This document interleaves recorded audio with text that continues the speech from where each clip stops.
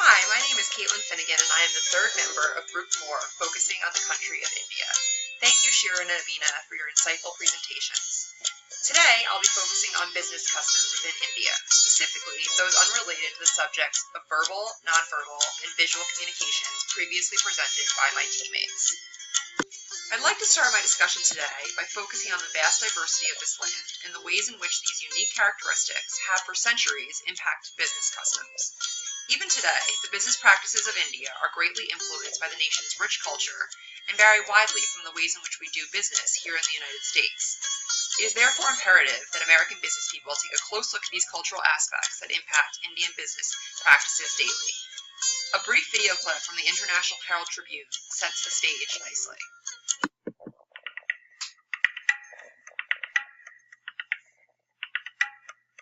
India is the second largest developing economy in the world after China. Its growing middle class and untapped rural markets attract billions of dollars in direct investment from domestic and foreign sources. But as attractive as doing business in India may seem, it is a country riddled with complexities, distinct differences in culture, language, class, hierarchy, and communication styles. So a first-timer's experience of doing business can be both exciting and extremely vexing. There are many interesting facts that can help us better understand why Indian business customs are the way they are. Did you know all the major world religions are represented in India? About 80% of Indians are Hindus, but Muslims, Christians, Jews, and Buddhists, just to name a few, are also abundant, and all bring a variety of religious perspectives to the proverbial business table. India has the largest population of vegetarians in the world. Between 20 to 40% of Indians are strict practitioners of a meat-free diet, which is important to keep in mind when dining with business colleagues. There are also more than 140 types of traditional Indian desserts. It may be helpful to brush up on these facts and be well versed in the subject prior to business dinners or social gatherings. The knowledge could help ingratiate you with your host. The ways in which Indian people have conducted business has thrived for centuries and is deeply ingrained at a young age. Jawaharlal Nehru, India's first prime minister, was famous for saying, "Failure comes only when we forget our ideals and objectives and principles." In order to be successful within the Indian business environment, it is important for outsiders to understand this frame of mind and come prepared to adapt to it. Now that we have a bit of reference, let's discuss the details of business customs in India. For the purposes of today's presentation, these will include how Indians view proper interactions with their colleagues, including employees, competitors, suppliers, and regulators, as well as acceptable forms of etiquette during meetings, at the workplace, and while entertaining business partners. The purpose of today's presentation is also to align expectations, subdue fears and concerns, and minimize stereotypes so that your experience working in India is as productive as possible. There are many building blocks that need to be put in place in order to set yourself up for a successful business venture within the Indian culture. Let's discuss a few of these overarching themes before we get into details. Indians only deal favorably with those they know and trust, even at the expense of lucrative deals. Therefore, building a solid relationship, even one of friendship, is imperative for lasting success. Often, American business people like to enter a meeting and get down to business immediately. This will not serve you well in India. Be patient.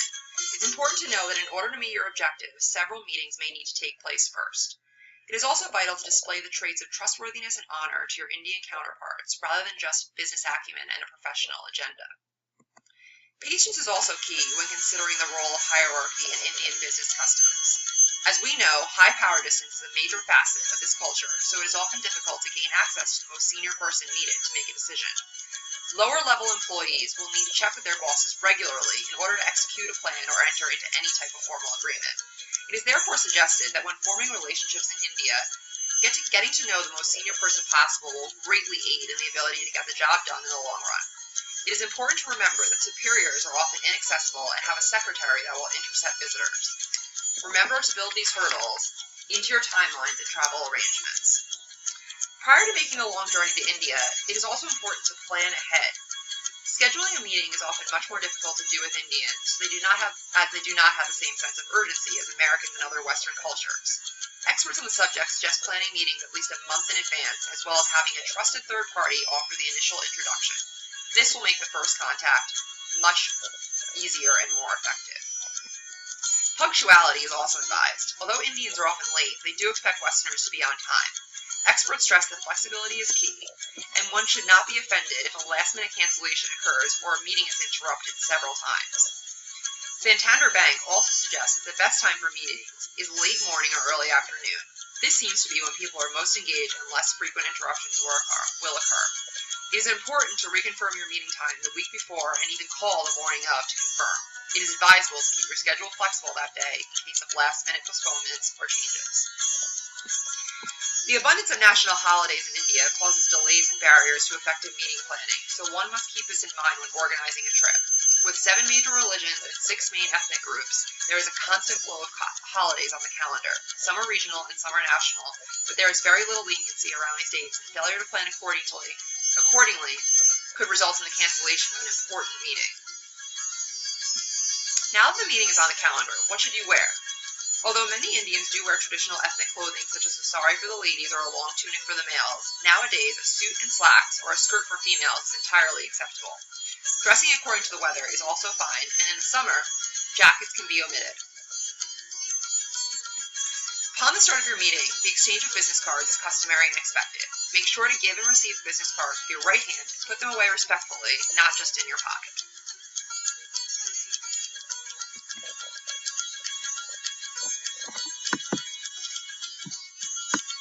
Now you've finally reached the boardroom table.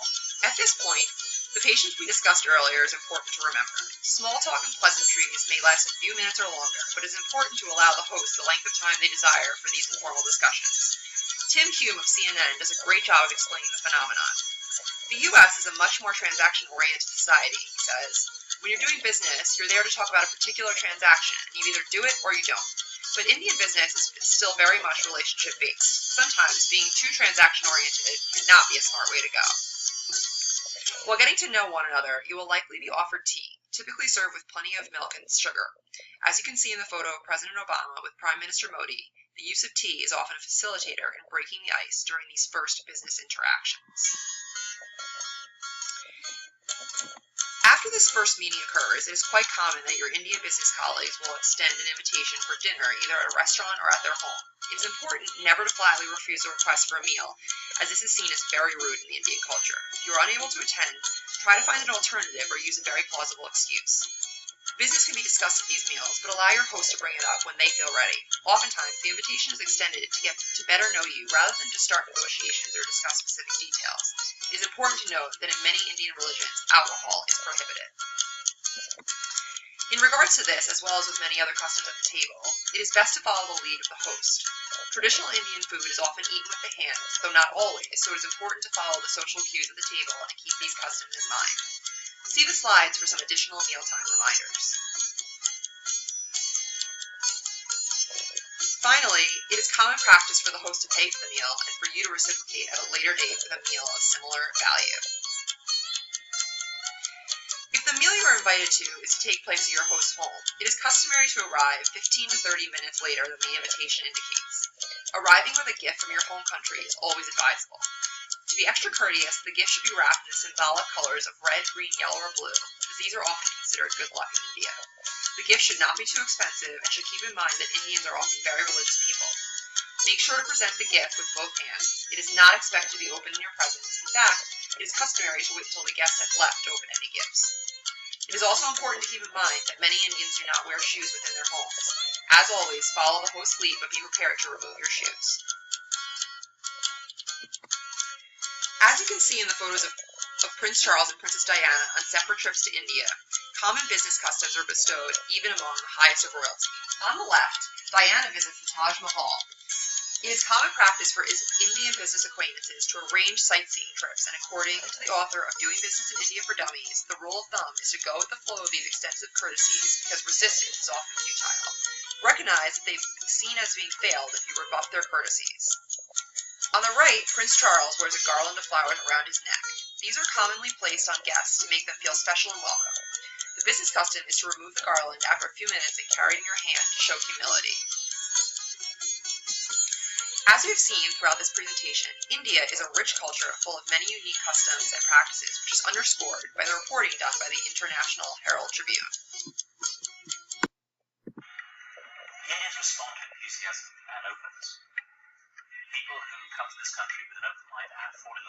offerings are accepted in the most generous and hospitable way.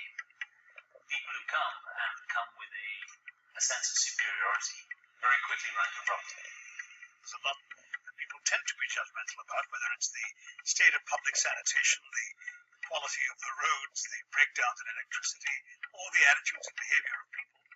But if you can suspend your judgment and come in an open, accepting spirit, you find that India offers endless delights. It is vital that we as an organization keep these lessons in mind when moving forward with business in India. Knowledge of this information will set us apart from our competitors and place us at an advantage for future success. Thank you for your time and have a great day.